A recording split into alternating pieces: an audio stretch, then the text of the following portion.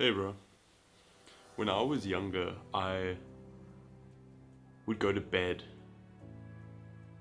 1 o'clock, 2 o'clock after a full night of playing a game called Rust. And Rust was, if you can imagine, Minecraft mixed with like Australian warfare. It was just this game where you would run around with like 100 other people on the map, and you would scavenge for resources like rocks or wood or metal. You would build a base, you would get some bow and arrows or crossbow and level up, and get some like guns and build a stronger base, and you would compete for resources. Now, you wouldn't want to get raided. Like, you wouldn't want people to come and break into your base and take all the stuff that you spend hours gathering. So I would go to bed at 2 o'clock. And because myself and the people I was playing with were so worried about getting raided, we'd go to bed at 2 o'clock and then wake up the next day, maybe like 10 a.m. So 8 hours of sleep. Not quality sleep though. And then at 10 a.m. I would log back on. I would log back on and check if my base got raided. If I got raided while we were away.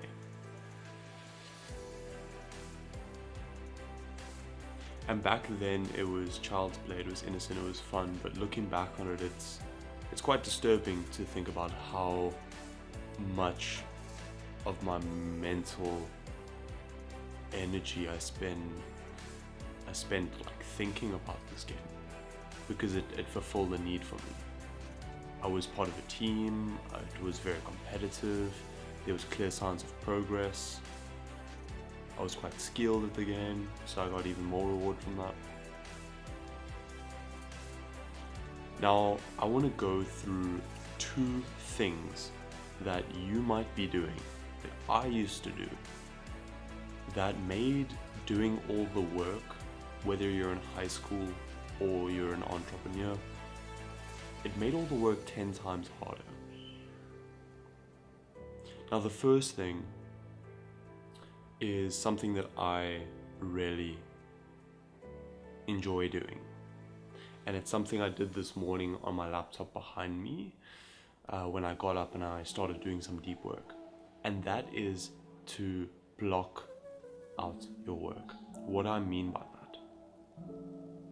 Well, do you even like have your day written out? Is your day written out? Do you have a routine? Do you have blocks? Do you have a slot that says at 11 o'clock I'm going to the gym, I'm going to be an hour and a half, that includes driving there, sauna, that includes having a meal afterwards, whatever it is. So that's my first piece of advice for you, is make sure to block your day out. For example, right now it is 1:30, and I've blocked out some time to come and speak to you guys today, or to speak to you,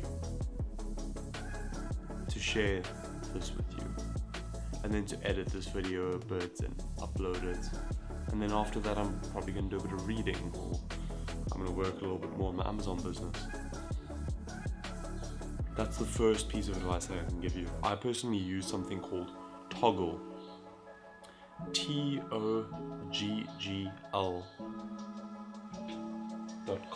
I think, and allows me to week by week set like from this time to this time I'll do this.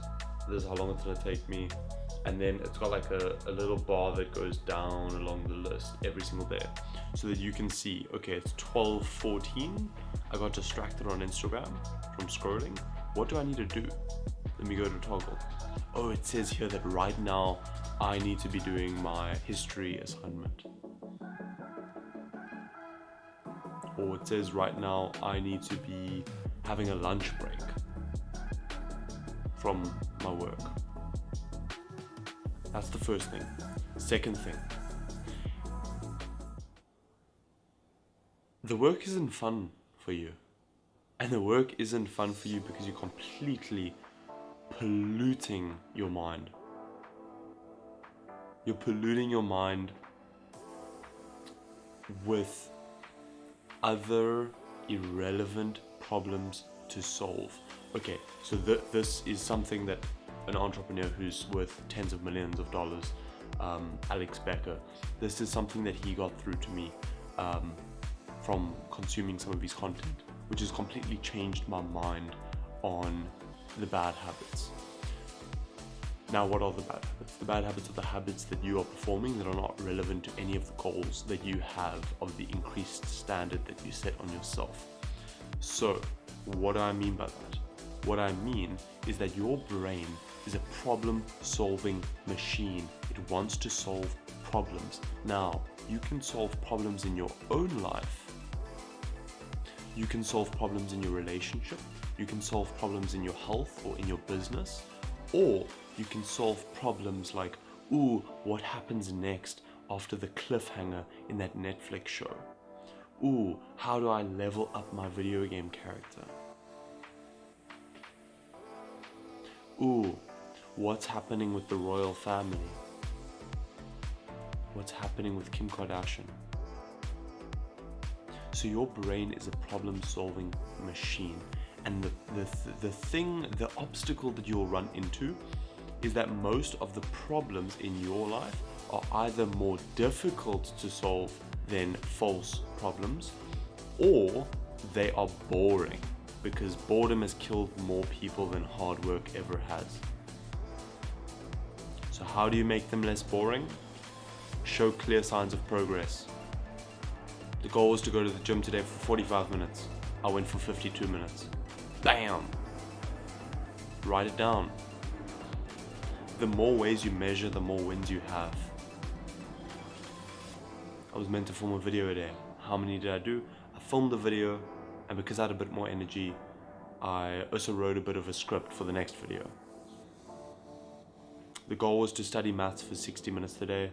I did 60 minutes, I took a break, I stood outside a bit, and then I did another 15 minutes.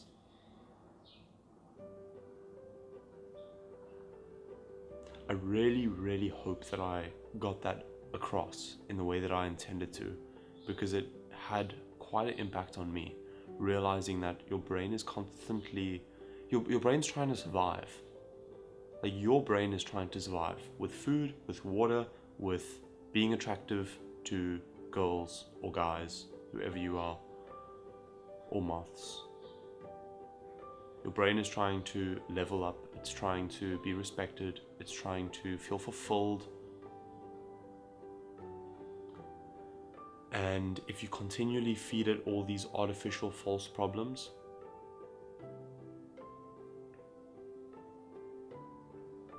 like one that I really didn't understand during high school was how obsessed people were with football or with rugby. Like how people were so obsessed around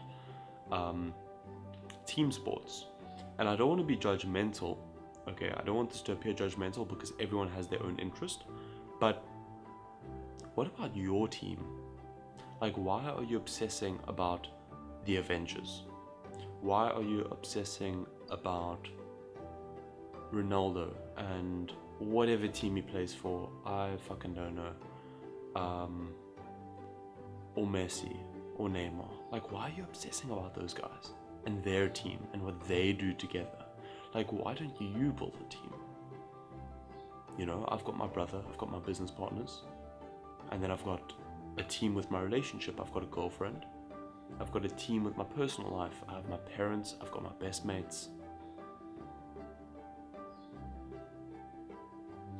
And I want you to look at yourself when you are doing a bad habit and ask yourself, like, what problem is this actually solving?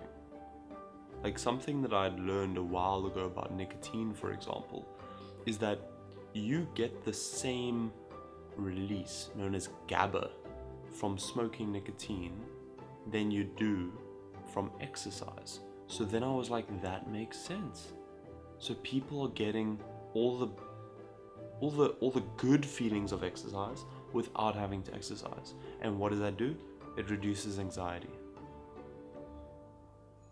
So to recap, the two things that you must do, or if you want to actually have some difference in your life, at least it's worked for me. We are all different after all. The first one is block your tasks. Write out your routine so you know what you need to do. Like, give yourself instructions. And the second thing is find out what your brain is spending most of its time problem solving and reduce the amount of false, irrelevant, or fantasy problems that your brain is trying to solve. Thank you so much for joining here today. I'm really grateful if you sat through this. It shows me that you're someone who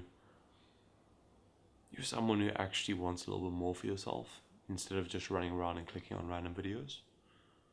So I wish for you to carry that intentionality that you currently have throughout the rest of your day and throughout the rest of this year. See you.